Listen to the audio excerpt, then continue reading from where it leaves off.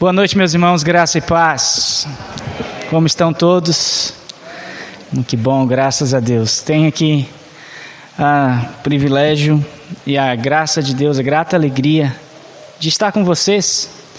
E tenho sido muito bem acolhido, né, muito bem recepcionado. Eu louvo a Deus pela receptividade, pela comunhão, carinho dos irmãos, as pessoas também, dos pastores Denilson, pastor Jonas, pessoal lá em Ibirité, Venda Nova. Até brinquei hoje de manhã que, lá na Venda Nova, dizendo que tinha ido ontem para Ibirité e descobri que Venda Nova é mais distante. Brincando com o pastor Wagner lá. E tenho tido assim a graça de Deus estar com vocês, conhecendo Belo Horizonte, primeira vez que realmente venho para cá, fico aqui mais dias. A única vez que eu fiquei aqui, fiquei lá no aeroporto em Confins as 2 vezes, só esperando conexão de voo, então nunca pisei, propriamente dito, os meus pés na cidade. E Deus tem nos abençoado grandemente, tem nos edificado, transformado as nossas vidas, tem cuidado de nós. Eu moro na Bahia desde 95, sou paranaense, baiano de coração, e temos ali trabalhado já há um bom tempo, pela graça de Deus, há uns 10 anos no ministério. Eu sou de uma comunidade batista, Congregação Batista Betel, uma congregação filiada à Convenção Batista Brasileira. No entanto, embora a Convenção Batista Brasileira não se denomine reformada, eu sou um pastor reformado. Me formei num seminário teológico batista reformado, minha confissão de fé é reformada, então já temos caminhado muito tempo, e pela graça de Deus, através da fé reformada, a fé segundo as Escrituras, a fé segundo a Palavra de Deus. De qualquer sorte, assim, embora a gente esteja aqui, eu esteja no meio de vocês, sendo privilegiado e tendo a bênção de estar com vocês e sendo bem recepcionado, acolhido, com palavras de carinho e atenção, e fica a dor no coração porque terça-feira pela madrugada eu estou voltando, né? Mas como diria o poeta, ou como diz o poeta, né, é aqui que eu amo, é aqui que eu quero ficar, pois não há melhor lugar que BH. Né? Então, assim, é a minha segunda casa, por assim dizer já. Bom, meus irmãos, eu fui convidado, ali está minha família, Tamires, a Alice de 7 anos e o Ethan Benjamin. Na primeira foto aqui ele está com a máscara do Batman, porque agora no dia 17 de outubro foi aniversário da congregação e um pastor amigo meu foi o preletor, e os filhos do pastor trouxeram um presente para ele e trouxeram fantasia. Agora ele só quer viver assim, vestido de Batman, né? É o Batman reformado lá de Barra, né? E ali na outra foto, na segunda foto, vocês estão vendo o quadro ali onde está a família toda, porque nós somos uma família de ensino domiciliar, homeschooling, num programa chamado Classical Conversations, e ali nós estamos no dia do CC Day, né? É o dia que as famílias que fazem o programa se reúnem, a comunidade, e cada família, cada final de semana, uma família se apresenta, né? Diz as aptidões, ou faz alguma apresentação, ou canta, ou recita um poema, e assim vai. E ali era o dia da nossa apresentação. Nós estávamos ali recitando o Salmo 100. Cada um falava um versículo e completava ali o Salmo 100. Então, Alice, 7 anos, Ethan, Benjamin, minha esposa querida, Tamires, tem 35 anos, eu vou fazer 39 agora em dezembro. Ali é uma guerreira, viu? Baixinha assim, magrinha, parece uma menina, né, de 15 anos, mas é uma guerreira forte, um espírito forte, bem resoluta e decidida. Tem sido minha companheira e tem me abençoado grandemente. Eu fui agraciado pelo Senhor. Nosso tema, como vocês têm tratado, o fundamento bíblico para credos, confissões e declarações de fé. Eu quero começar falando a respeito disso, algumas coisas antes de nós propriamente entrarmos num texto bíblico a respeito disso. Deve-se observar que, de início, que na história da igreja, tanto a que se encontra na Bíblia, como aquelas que nós lemos nos registros extra-bíblicos com respeito à defesa da verdade de Deus, nós vemos exemplos de necessidade que surgiu de um novo enunciado. Em todas as épocas aconteceu isso. Às vezes esses enunciados foram num novo fraseado de palavras da fé pela igreja, da fé professada pela igreja, em oposição às novas formas de crença ou formas diferentes de crença que haviam em sua época, ou até formas de descrença, daquilo que se desacreditava a respeito da fé. Basicamente o que vocês fizeram, nós acreditamos isso e negamos isto. Na história da igreja cristã, antes que se fechasse o cânon das Escrituras, surgiu então uma necessidade dessas.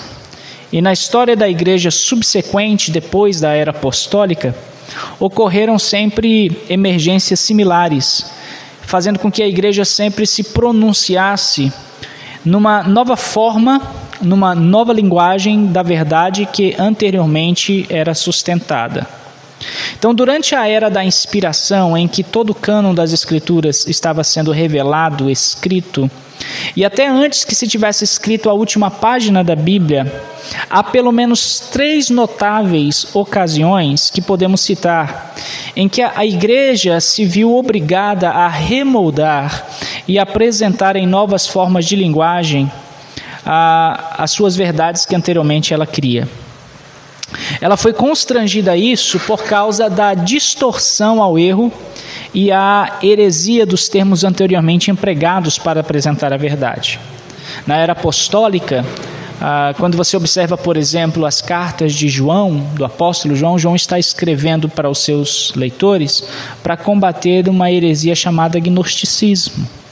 Porque o gnosticismo tinha entrado no meio da igreja e afirmavam algumas coisas a respeito da pessoa de Jesus. Então João escreve muitas das suas cartas combatendo esse tipo de ensino.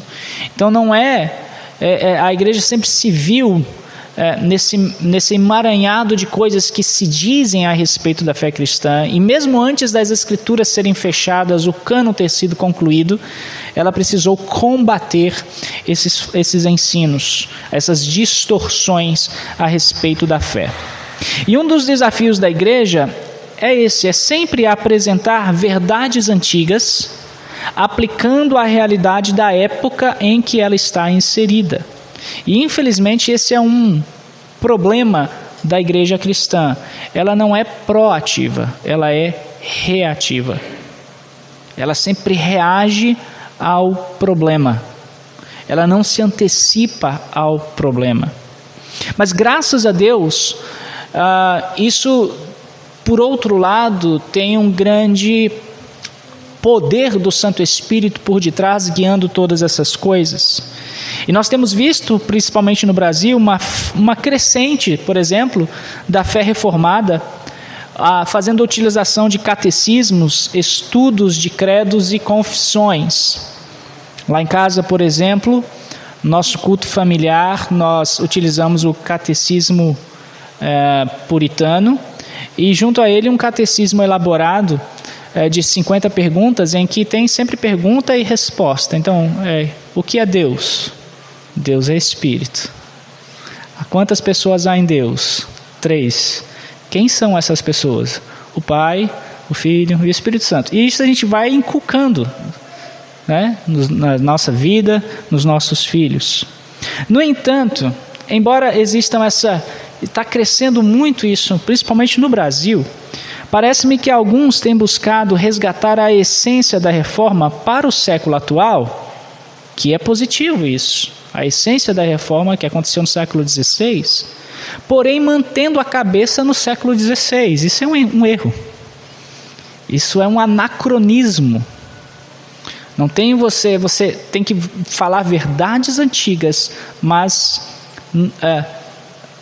atualizando e contextualizando a época vigente, de forma que você tem uma linguagem voltada para o seu público de forma compreensível, porém com verdades eternas sustentadas nos tempos passados.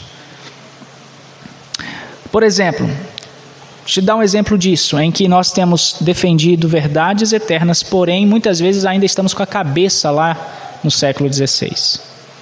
Se nós tomarmos, por exemplo, no meu caso, a Confissão Batista de 1689, que é a confissão também que vocês têm estudado, no capítulo 26, no artigo 4, diz o seguinte: o Senhor Jesus Cristo é a cabeça da igreja, em quem, pela designação do Pai, todo o poder de chamada, instituição, ordenação e governo da igreja está investido de uma forma suprema e soberana. Nenhum Papa de Roma pode, em sentido algum, ser a cabeça da igreja. Antes, ele é aquele anticristo, o homem do pecado e filho da perdição, que se exalta na igreja contra Cristo e contra tudo que se chama Deus, a quem o Senhor destruirá com o esplendor de sua vinda. Percebem o que está implícito aqui, o que está sendo ensinado? É que o Papa, na época, foi considerado e chamado de o anticristo. O artigo é esse que está na confissão e no catecismo, né, na Confissão Batista de 1689, que ele é o anticristo. Mas nós temos esse problema, porque nós não podemos dizer que o Papa é o anticristo. Por quê? Porque qual deles é? Ou qual deles foi? Então, pensar nesses termos talvez seria sempre olhar para o que as Escrituras dizem e analisar o que as confissões estão dizendo e talvez reajustar isso. Não que haja erros no sentido assim, a confissão tem erro aqui, ela é inútil. Não, não é isso. Mas é fazer uma leitura dos tempos com as lentes da Escritura. Porque ninguém pode dizer que o Papa é anticristo. Porque, por exemplo, algum tempo atrás, quem deve lembrar isso, diziam que o Papa João Paulo II era o anticristo. Depois veio Francisco. Veio Bento, depois agora o Francisco. E agora as pessoas têm dito, né, que ele é ruim. Não faz sentido. Não faz sentido. É claro, óbvio, pode ser um tipo de anticristo. Como João havia dito nas suas cartas que havia muitos anticristos já na sua época. Alguém que era contra os ensinos de Cristo, contra as verdades do Evangelho, contra as Escrituras. Então, como nós vimos, na história da igreja, sempre houve momentos em que a igreja se viu desafiada a defender o que ela acreditava, principalmente diante das heresias que surgiam. Atualmente, por exemplo, eu creio que a grande maioria reformada e batista discorda ou discordaria da parte dessa confissão que diz que o Papa é o anticristo, mas sim um tipo de anticristo, como o apóstolo João disse, há muitos anticristos. Então eu desejo falar um pouco aqui a respeito de confissão e credo, e também eu quero ser um pouco mais pastoral e expositivo no texto, trazendo algumas aplicações muito mais de um modo expositivo do que propriamente histórico-eclesiológico, a partir do Evangelho de Mateus, capítulo 16, versos 13 a 20. Vamos abrir nossa Bíblia nesse texto que é muito conhecido. Mateus 16,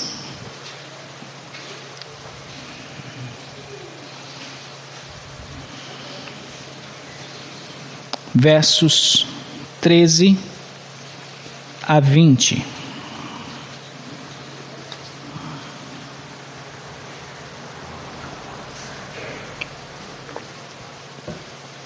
Diz assim a palavra de Deus: Chegando Jesus à região de Cesareia de Filipe, ele perguntou aos seus discípulos: Quem os homens dizem que o Filho do Homem é? Bem, eles responderam, alguns dizem que é João Batista, outros que é Elias, e ainda outros que é Jeremias, ou ainda alguns dos profetas. Então Jesus perguntou a eles: E vocês? Quem dizem que eu sou? Simão Pedro respondeu: Você é o Cristo, o Filho do Deus vivo. E Jesus respondeu: Você é abençoado, Simão, filho de Jonas, pois você não aprendeu isso de qualquer ser humano ou da sua própria natureza, mas do meu Pai que está no céu. E eu te digo: você é Pedro, que significa pedra, e sobre esta pedra edificarei a minha igreja, e todos os poderes do inferno não poderão vencê-la. e eu darei a você as chaves do reino dos céus. Tudo que você proibir na terra será proibido no céu, e o que você permitir na terra será permitido no céu. Depois ele ordenou aos seus discípulos, com muita seriedade, que não contassem a ninguém que ele era o Cristo. Nós primeiro vemos aí nesse texto, o que o mundo diz a respeito de Jesus, ou o que o mundo confessa a respeito de Jesus, verso 13. Jesus tem uma pergunta e diz, quem diz o povo ser o Filho do Homem? Jesus está perguntando, o que as pessoas dizem a respeito de mim? Essa foi a pergunta que Jesus fez para os seus discípulos, para saber o que eles estavam ouvindo, ou que eles ouviam, o que as pessoas diziam a respeito do seu mestre. A resposta a essa pergunta, meus irmãos, ela é tão importante que o destino eterno de alguém depende da compreensão correta dessa resposta. Muitos estão prontos em reconhecer Cristo como um profeta, um exemplo incrível de liderança, para todos os tipos de liderança, inclusive. Há pessoas que fazem trabalhos de coaching empresarial usando Jesus Cristo como exemplo de líder. Mas poucos estão dispostos a reconhecer quem ele realmente é. Percebam que muitos têm uma confissão a respeito de Jesus e essa confissão está fundamentada naquilo que eles creem, mesmo que não seja a crença correta.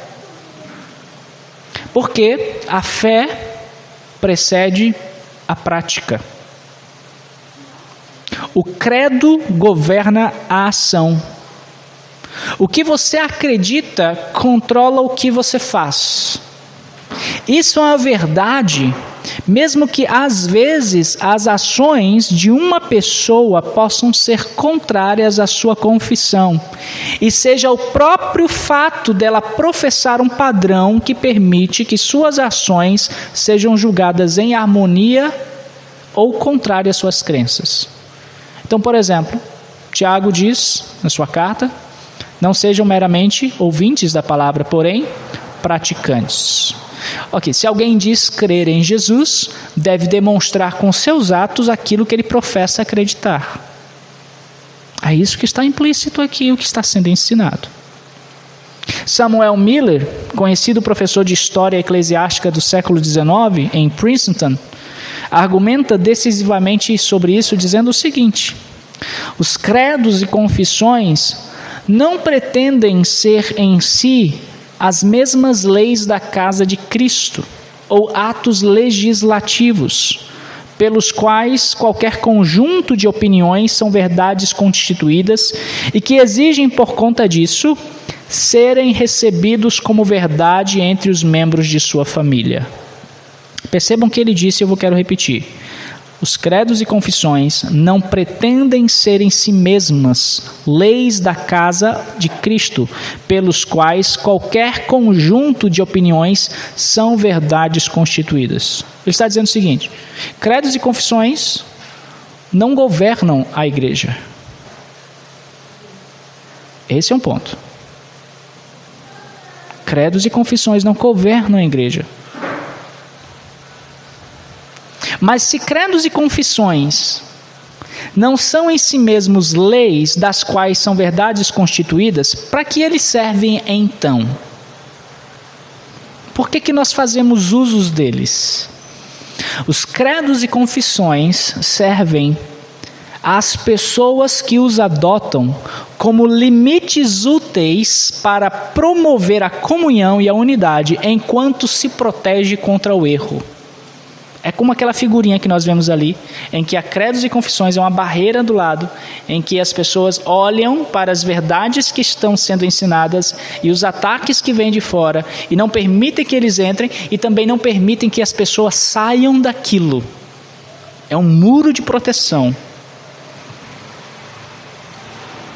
A adoção de um credo não é apenas legal e conveniente, mas também é indispensavelmente necessária a harmonia e pureza da igreja visível, disse Samuel Miller.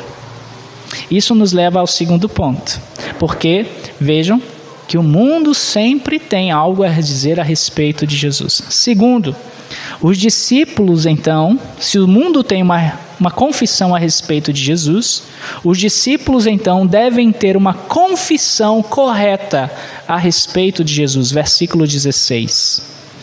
Quando Jesus pergunta, e vocês, quem dizem que eu sou? Jesus disse assim, tá, tudo bem, já entendi o que as pessoas dizem a respeito de mim, mas e vocês? O que vocês dizem a respeito de mim? A autoridade da Escritura e a força da confissão não é o que os falsos mestres muitas vezes negam, mas a afirmação errônea ou a interpretação errônea sobre determinada passagem. Isso é, eles deturpam o ensino. Não é o que os falsos mestres dizem, não é isso que está escrito, não foi isso que Jesus ensinou. Não, eles pegam justamente aquilo que Jesus ensinou e dão uma interpretação errada. Por exemplo, deixe-me citar um exemplo. Nas epístolas pastorais, Timóteo, 1º e 2º Timóteo, Tito, não há menção de falsos mestres debaterem contra Paulo sobre a autoridade das Escrituras. Em vez disso, a autoridade das Escrituras é assumida por ambas as partes. No entanto, Paulo, claro que por confessarem interpretações inválidas, esses falsos mestres se desviaram da fé bíblica.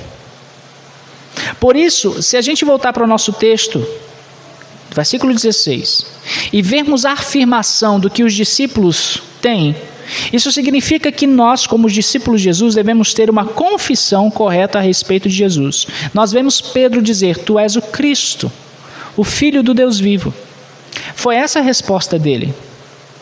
E nos dá a impressão que aqui no texto, o texto não diz, mas nos dá a impressão que embora Pedro tenha assumido a liderança,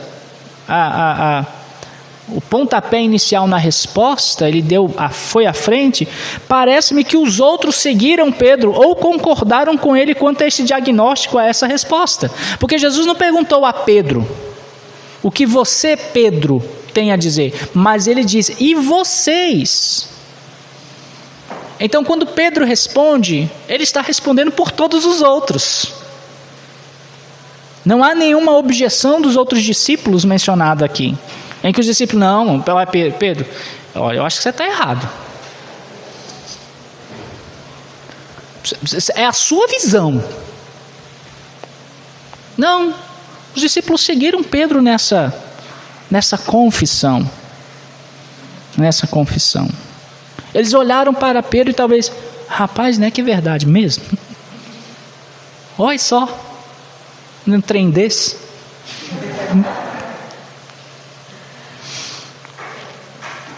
Então, Mateus demonstra aqui que o rei ungido como filho de Deus, profetizado no Antigo Testamento em 2 Samuel 7,14, Salmos 2,7, por exemplo, deixa claro que Jesus era o Messias aguardado. Esse é o tom de Mateus em todo o seu evangelho. Ele quer provar que o Messias do Antigo Testamento é Jesus. E a igreja, então, ela fica de pé, ou ela desaba de acordo com aquilo que ela confessa como resultado daquilo que ela crê. É por isso que muitas igrejas que seguiram pelo caminho da teologia liberal sucumbiram com os pressupostos e a crença errada a respeito da revelação e de pontos fundamentais da fé cristã.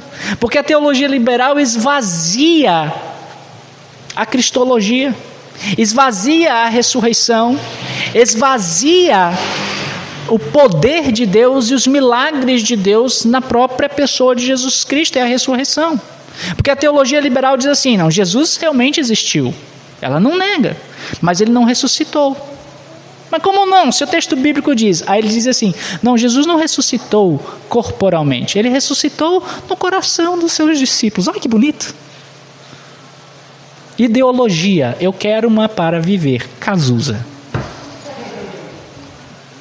Heresia, eu quero uma para viver, teologia liberal. Então, se Cristo, quando Paulo diz, olha, se Cristo não morreu e ressuscitou, nós somos os mais miseráveis dos homens, porque não há esperança verdadeira.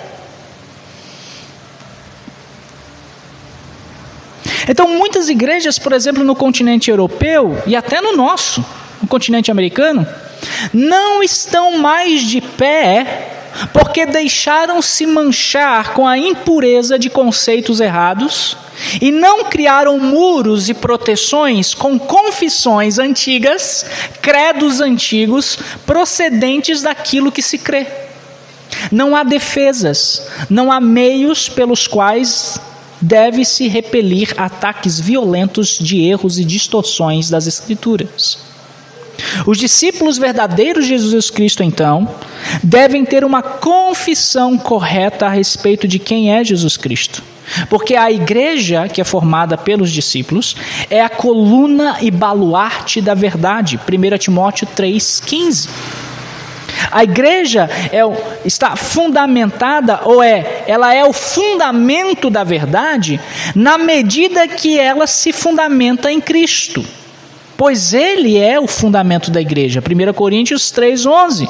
O próprio Cristo é a verdade. João 14,6.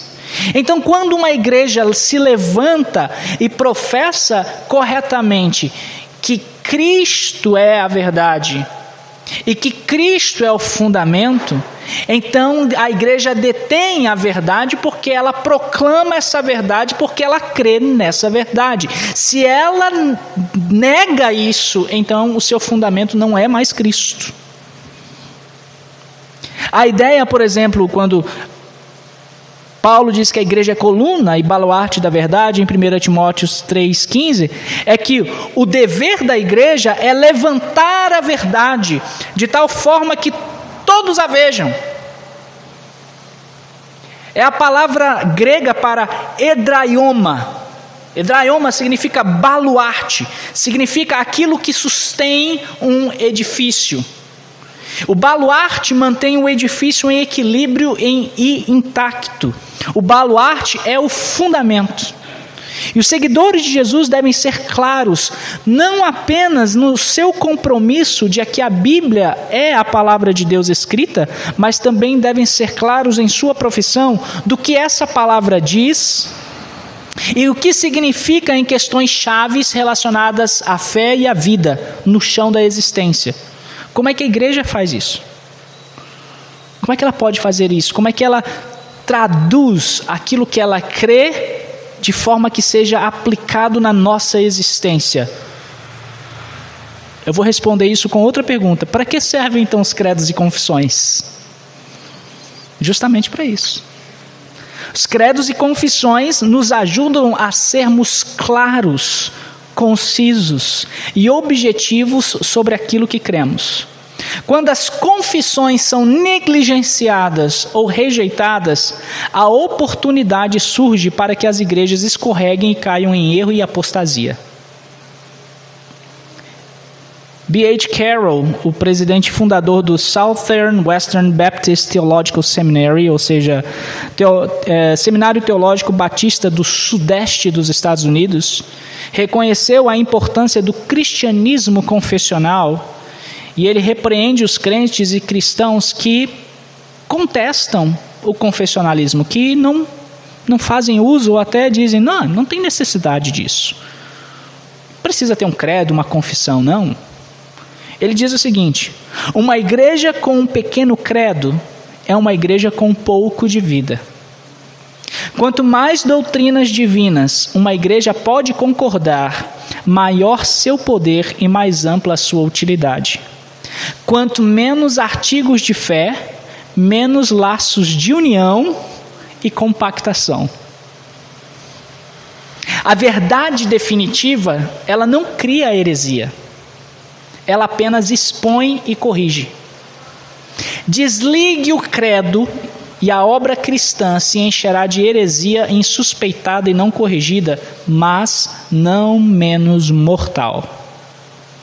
Isso explica por que, por exemplo, precisamos entender corretamente a afirmação que Pedro deu quando disse: Tu és o Cristo, o Filho do Deus vivo. Está no verso 18. Jesus disse para ele: tu és Pedro, e sobre esta pedra edificarei a minha igreja, e as portas do inferno não prevalecerão contra ela. Por quê? Porque precisamos entender, por exemplo, esse verso de forma clara, pegando como exemplo. Porque se nós entendermos o que Jesus disse a Pedro de forma errada, a obra cristã se encherá de heresia, como aconteceu no catolicismo romano e se demonstra mortalmente espiritual. R.C. Sproul, salvo engano, foi quem disse que há basicamente 3 interpretações a respeito dessa afirmação de Pedro. A primeira é uma afirmação unânime do catolicismo romano. Qual seja?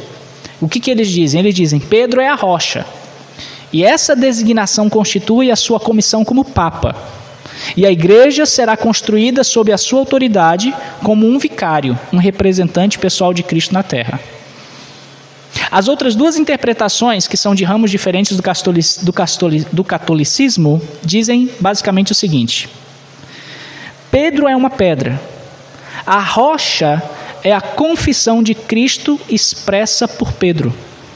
E a igreja será construída por aqueles que fizerem uma confissão de fé similar em relação ao nosso Senhor. E a outra diz: Pedro é uma pedra. A rocha é a verdade que Pedro reconheceu e declarou. E a igreja será fundada sobre a realidade da natureza de Cristo como Filho de Deus e Salvador. São bem parecidas, não é? Nós sabemos que a primeira afirmação sobre Papa, sobre Pedro, não faz sentido e não está alinhada com as demais confissões e credos cristãos. Nos parece então que as últimas 2, em que uma delas diz no final que aqueles que tiverem uma confissão similar à de Pedro é que estão fundamentados na verdade, e a outra é que a rocha é a verdade que Pedro reconheceu e declarou. E a igreja está fundada sobre essa realidade de que Cristo é o Filho de Deus e o Salvador do mundo. Então nos parece que essas últimas 2 estão mais próximas uma da outra e são confirmadas por diversos credos e confissões ao longo da história. Assim, meus irmãos, percebem, as verdades do Evangelho sobre Deus, sobre fé cristã, de forma geral, precisam ser bem definidas, precisam ser bem desenhadas, delineadas e fundamentadas através de um modo sistemático que procura explicar no que a igreja crê e por que ela crê daquela forma. Por isso que uma boa confissão simplesmente expressa a verdade encontrada na Escritura de forma concisa. O que é uma confissão? Ela expressa a verdade que está nas Sagradas Escrituras de uma forma simples e fácil compreensão. Como toda renovação maravilhosa no cristianismo doutrinário que nós temos testemunhados em nossos dias, é necessário que haja um compromisso correspondente com um confessionalismo ousado que declare sem vergonha, sem medo de represálias. Isso é o que a palavra de Deus nos diz e que, portanto, nós acreditamos. Confissões, então, nos ajudam a esclarecer a verdade bíblica, afirmando e ou negando a validade de várias interpretações das Escrituras. No entanto, há um aspecto da crença que nós defendemos, que nós precisamos, ou diria, relembrar. Por que nós cremos no que cremos? Por que nós cremos no que cremos? Isso nos leva ao terceiro ponto. Primeiro, vamos lembrar, o mundo sempre tem algo a dizer a respeito de Cristo. Segundo, os discípulos precisam ter uma confissão a respeito de quem Jesus é. Terceiro, a correta confissão precisa estar acompanhada da revelação de Deus. Versículo 17. O que é que Jesus disse no versículo 17? Vamos dar uma olhada no texto. Jesus respondeu a ele: você é abençoado, Simão, filho de Jonas, pois você não aprendeu isso de qualquer ser humano ou da sua própria natureza, mas do meu Pai que está no céu. Uma confissão pode até ser verdadeira quando saída da nossa boca, mas se ela não brotar de um coração que foi tocado pela revelação de Deus, não tem utilidade alguma. Saber algo a respeito de Jesus não significa necessariamente ter uma revelação da parte de Deus. Isso é importante. Percebam, muitos têm uma confissão, e essa confissão está fundamentada naquilo que creem, mesmo que não seja a crença correta, ou ainda, pode até ser verdadeira, mas essa verdade ficou apenas aqui, no intelecto. Ela não desceu para o coração, não foi enraizada no interior. Há alguns anos eu tive a oportunidade de ter um relacionamento com um rapaz na cidade onde eu morava, em Barreiras, e a gente costumava sempre sentar num restaurante, trocar conversas entre xícaras de café, bate-papo aqui, bate-papo ali, até que ele me revelou: eu sou professor de teologia. Eu falei, sério? É mesmo? Você ensina o que lá no seminário? Falei, eu ensino sobre a teologia histórica. Falei, que legal. Só que aí eu não entrei em muitos detalhes, mas eu fiquei refletindo depois. Como era o estilo de vida dele diante daquilo que ele ensinava no seminário? Eu falei, será realmente que ele acredita naquilo que ele professa? Que ele ensina, inclusive? Muitos têm uma informação que às vezes pode até ser verdadeira sobre Jesus, mas a sua forma de viver demonstra na realidade que a sua crença naquilo que a sua crença que eles têm, na realidade se revela uma descrença. É a fé do diabo. Sabe qual é a fé do diabo? Ou a fé oposta, quando Tiago diz assim: crês tu que Deus existe? Muito bem. Mostra-me a tua fé por meio das tuas obras. Porque até o diabo crê que Deus existe e ele treme. Percebe o ponto? A confissão correta precisa estar acompanhada da revelação de Deus. Muitos têm uma confissão a respeito de Jesus, e esta confissão está fundamentada naquilo que creem, mesmo que não seja a crença correta, ou ainda, pode até ser a verdadeira, mas ficou apenas aqui. E nesta parte, a exortação, o tom para todos nós é de advertência e alerta. Por quê? Porque não é verdade, meus irmãos, que as fileiras de muitas igrejas, ou nas fileiras de muitas igrejas, há pessoas que sabem, confessam e dizem crer nas verdades cristãs, mas que de fato nunca nasceram de novo? É verdade. Lembremos o caso de Nicodemos em João 3. Qual foi a confissão que Nicodemos fez? Rabi, sabemos que és mestre vindo da parte de Deus. Olha que empolgação desse cara. Porque ninguém pode fazer estes sinais que tu fazes, se Deus não estiver com ele. E o que Jesus respondeu? Olha só. Ó, bichinho, seguinte. Se tu não nascer de novo, tu vai para o inferno. Tu não vai poder ver o reino de Deus, não. Se alguém não nascer de novo, não pode ver o reino de Deus. Jesus diz imediatamente isso, imediatamente após o que Nicodemos confessou a respeito de Jesus. A confissão de Nicodemos estava errada? Não. Certinho, olha, alinhado. Se fosse para um concílio, tinha passado.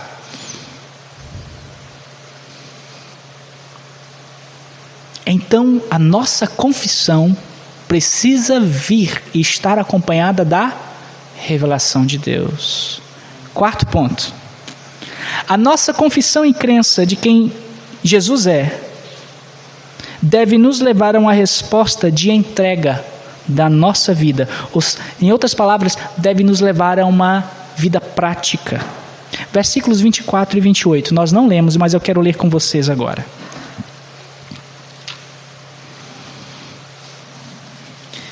Esses versos 24 e 28 são imediatamente após o evento em que Pedro faz uma declaração a respeito de Jesus e que Jesus diz a respeito dele. E nós vemos aqui, Jesus disse: Então Jesus disse aos seus discípulos: Se alguém quiser ser meu seguidor, então negue a si mesmo, tome a sua cruz e siga-me.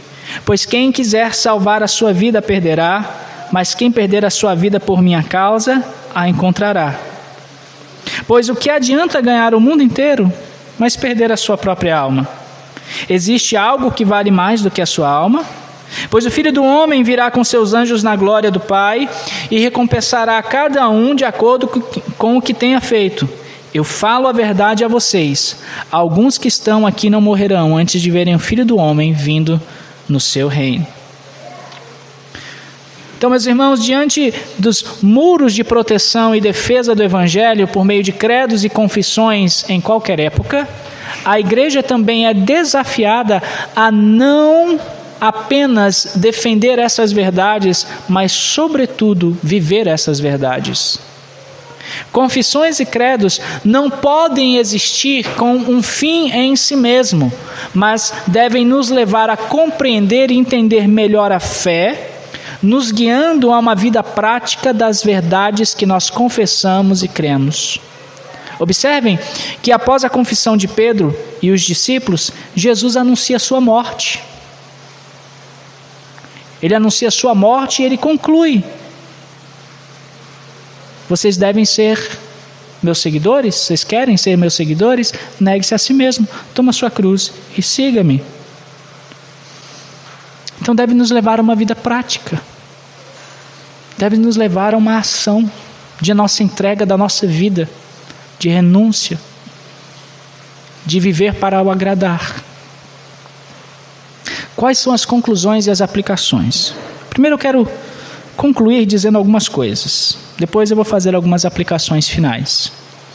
Em primeiro lugar, nós vimos que o mundo tem algo a dizer a respeito de quem Jesus é. O mundo sempre terá uma confissão e um credo a fazer a respeito de Jesus, e com isso a gente não deve se admirar. Eu não sei por que tem crente que fica assustado com o que as pessoas dizem a respeito de Jesus nas redes sociais. Estão fazendo aquilo que é de acordo com a sua natureza mesmo. Não tem com que se espantar. Seria um espanto um crente falar alguma coisa contrária. Isso que deveria nos chocar.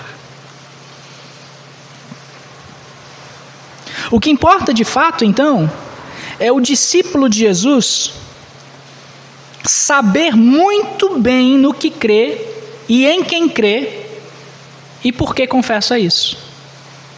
Porque ter uma confissão de fé nos ajuda a esclarecer quais interpretações das Escrituras são válidas e inválidas com base no conjunto de sabedoria encontrada na história da igreja e pela experiência.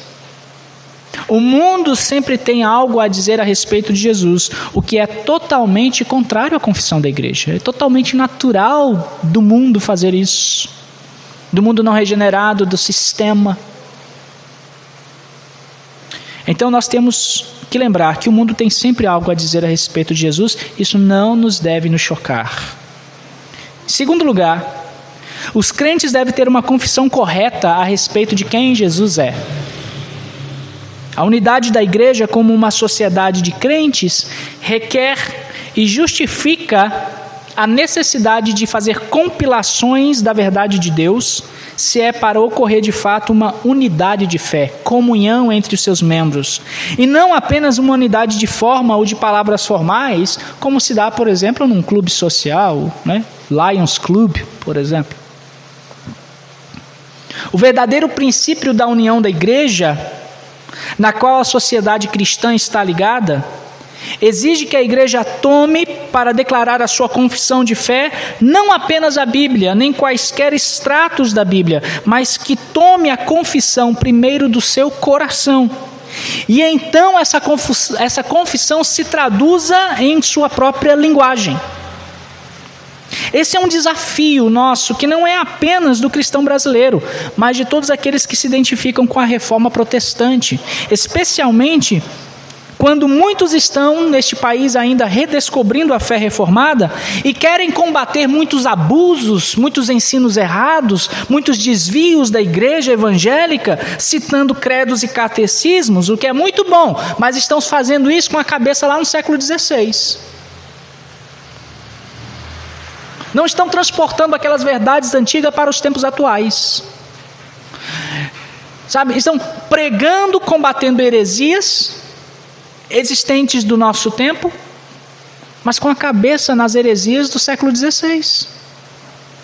Nos problemas de relacionamento, nos problemas eclesiológicos de liderança do século XVI, enquanto se vive no século XXI. Nós temos uma linguagem diferente, nós temos um modo de vida diferente, nós temos cotidianos totalmente diferentes. A nossa vida, nossa dinâmica, o ritmo do século XX, das pessoas do século XXI é totalmente adverso ao ritmo de vida, às instruções, à cabeça do povo do século XVI. A igreja, então, precisa ensinar verdades antigas de um modo compreensível à sua época, contexto cultural e socioeconômico. Porque é isso que a reforma fez. E é isso que a reforma promove. Isso está bem declarado no mote do que é a igreja reformada. Ecclesia reformada est, semper reformanda est. Uma igreja reformada sempre se reformando. A fim de declarar a sua própria fé, a igreja tem como propósito de ser uma base para a união entre seus membros. Então é preciso tomar o seu próprio entendimento e crença das verdades de Deus como expressos em suas palavras e traduzi-las em seu próprio significado, em sua própria linguagem, em sua própria cultura, em seu próprio contexto. O credo ou a confissão da igreja, se é para tornar-se um correto fundamento para a comunhão, para o recebimento ou a recepção de novos membros, precisa ser expresso em termos humanos como a expressão da sua própria crença e não apenas uma repetição formal ou um eco da crença em Deus. Nesse sentido, as confissões, elas nos ajudam e capacitam famílias e igrejas para catequizarem-se e ao mesmo tempo fornecem ferramentas para a defesa da fé quando os crentes têm uma confissão correta a respeito de quem é Jesus. Em terceiro lugar, a confissão precisa estar acompanhada da revelação de Deus. Considere o caso de um indivíduo crente desejoso de juntar-se a outro crente na base daquilo que eles, como crentes, creem e confessam em comum. A comunhão dos santos é uma comunhão com base na fé que igualmente eles têm no coração e que confessam com a boca. Paulo diz isso em Romanos: porque se creres com o coração e confessares com tua boca que Jesus é Senhor, serás salvo. Percebam a ligação entre crença e revelação de Deus? Não basta apenas confessar com a boca, é necessário crer com o coração. Não é a letra exterior revelada nas Escrituras, mas a crença interior pessoal, inteligente, espiritual, dessa letra exterior que cria o fundamento da união. Não a verdade compreendida ou não compreendida, como se encontra nas páginas da Bíblia, mas aquela verdade traduzida primeiro na fé do coração e outra vez na confissão dos lábios, tanto por parte de um como parte de outro. É um precisando do outro. Porque, como Jesus disse, não foi carne e nem espírito que te revelaram, mas meu Pai que está nos céus. Em quarto lugar, A confissão e a crença devem nos levar à entrega da nossa vida ao Senhor e à prática daquilo que Ele nos ensina. Cristãos se unem e estão em comunhão verdadeiramente e sem mal entendidos de ambos os lados, não quando repetem de cor a mesma confissão que se encontra reproduzida na Bíblia, que se encontra produzida em catecismos ou credos, sem a preocupação de entender ou de saber se entendem o que o outro está dizendo. Mas os cristãos estão unidos em comunhão quando eles traduzem a sua própria crença subjetiva das verdades de Deus numa confissão pessoal e verbal e expressam essa sua própria fé e seus sentimentos em sua própria linguagem. Não é tanto citar ou decorar perguntas de catecismos, embora isso seja muito benéfico para nós, mas ainda que haja a memorização, ainda que você saiba de cor perguntas e respostas de catecismos e confissões, se essas verdades não produzirem mudança no seu interior, não terá valor algum. Porque, por isto, as confissões cumprem o seu papel quando elas se traduzem numa confissão pessoal e de expressão de fé no chão da existência, se mostrando necessárias e úteis. Há uma lição que nós podemos aprender da história, meus irmãos, a respeito, por exemplo, do papismo. Não para imitá-la, mas para evitá-la, como referência à formulação de credos e confissões humanas. O princípio da união da igreja papista não é uma convicção voluntária, não é um ajuntamento dos seus membros de forma voluntária, inteligente e pessoal a respeito da verdade da parte dos seus membros, mas é uma fé cega. É uma fé com ou sem entendimento e com uma submissão formal e uma obediência passiva a um sistema de autoridade exterior. Não é necessário que a igreja de Roma, por exemplo, em sua teoria de união de igreja, nem dê nem receba a garantia de uma crença inteligente por parte de seus membros. Você já parou para pensar nisso? A igreja católica romana, por exemplo, não cobra dos seus membros uma profissão de fé e um estilo de vida que se demonstra a partir daquilo que eles professam crer. Eles não cobram. Por isso que é tanta... Você vê por aí pessoas que... Não, eu sou católico. Mas o estilo de vida é totalmente contrário àquilo que, basicamente, a igreja, no seu tradicionalismo, defende. Ou ensina. Basta... Então, que os seus membros apenas lhe rendam uma fé cega ou uma submissão irrestrita à autoridade de uma igreja infalível e ofereçam uma conformidade exterior aos seus ritos e exigências. E é por essa razão que é um fato instrutivo na história do papismo em que ele não se preocupasse em apresentar publicamente aos seus membros uma confissão da sua fé ou sumário da sua doutrina. Quando alguém, geralmente, isso é comum você ouvir. Aqui ou ali. Quando um membro dessas igrejas perguntam ao seu sacerdote, ao seu ministro, por que isso aqui? Olha, é mistério. Não pergunte não, tem coisa que é só crer. Resposta não. Se preocupe com isso não.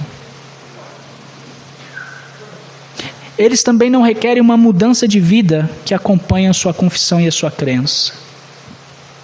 Portanto, meus irmãos, lembremos-nos que uma igreja com um pequeno credo é uma igreja com um pouco de vida. Quanto mais doutrinas divinas uma igreja pode concordar, maior seu poder e mais ampla sua utilidade. Quanto menos artigos de fé, menos laços de união e compactação. Portanto, creiamos da forma certa, confessemos sabiamente no presente século, dependamos da revelação e iluminação do Espírito Santo e vivamos de acordo com o nosso credo e a nossa confissão para a glória de Deus. Deus abençoe em Cristo Jesus.